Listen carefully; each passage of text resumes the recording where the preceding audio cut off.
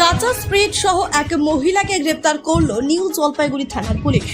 জানা গিয়েছে, ভারত নেপাল সীমান্তের পানি ট্যাঙ্কি থেকে কাঁচা স্প্রিট নিয়ে এনজেপি স্টেশন এলাকায় বিক্রির উদ্দেশ্যে এসেছিল, তবে তা আর সফল হলো না।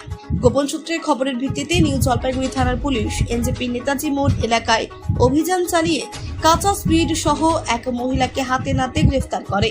মহিলার নাম গীতা শৈব, সে নকশালবাড়ির বাসিন্দা। এদিন প্রায় 37 লিটার স্প্রিট নিয়ে পানি ট্যাঙ্কি থেকে এনজেপি আসে বিক্রির উদ্দেশ্যে।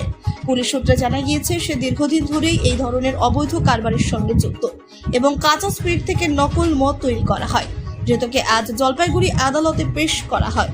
গোটা ঘটনার তদন্ত শুরু করেছে পুলিশ।